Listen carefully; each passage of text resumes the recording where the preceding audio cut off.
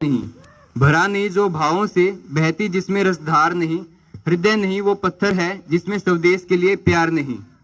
सरल सौम्य और विशिष्ट प्रतिभा के धनी प्राचार्य जी, बच्चों के हुनर को तराशने वाले सभी शिक्षकगण और अपनी प्रतिभा से इस विद्यालय को महकाने वाले प्यारे प्यारे बच्चों, मैं सबसे पहले आप सभी का धन्यवाद करना चाहता हूं कि आपने मुझे इस मंच पर आकर अपने विचार व्यक्त करने का अवसर प्रदान किया। जैसा कि आप सभी जानते हैं, आज 15 अगस्त है, यानी कि हमारा स्वतंत्रता दिवस। आज के दिन हम उन क्रांतिकारियों को नमन करने के लिए इकट्ठा हुए हैं जिन्होंने हमारे देश को आज़ाद करवाने के लिए अपने प्राण तक त्याग दिए।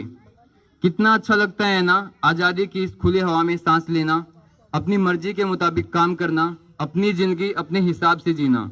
लेकिन क्या हमेशा से ये आज़ादी हमारे पास थी? जी नहीं।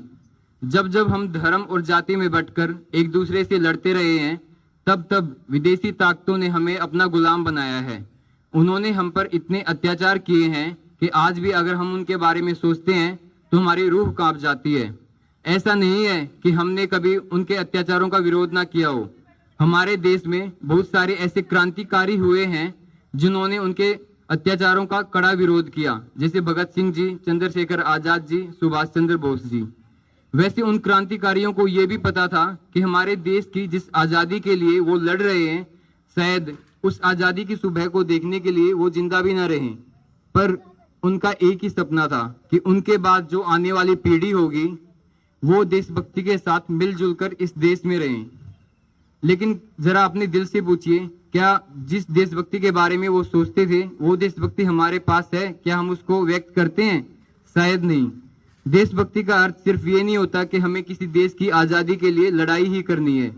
आप किसी गरीब जरूरतमंद इंसान की सहायता भी कर सकते हैं। आप भारतीय सेना में भर्ती होकर भी अपनी देशभक्ति दिखा सकते हैं। आप अपने आसपास सफाई रखकर, जल को बचाकर, पर्यावरण को बचाकर भी अपनी देशभक्ति व्यक्त कर सकते हैं। और उन क्रांतिकारियों ने जो हमारे राष्ट्र के लिए सपना देखा था, उसको साकार करने में अपना योगदान दे सकते हैं। अंत में मैं बस यही कहना चाहता हूँ कि लिख रहा हूँ अंजाम जिसका कल आगाज आएगा। मेरे लहू का हर एक कतरा इंकलाब लाएगा। मैं रहूं या ना रहूं मेरा वादा है तुमसे। मैं रहूं या ना रहूं मेरा वादा है तुमसे कि मेरे बाद इस वतन पर मिटने वालों का सैलाब आएगा। भारत माता की धन्यवाद।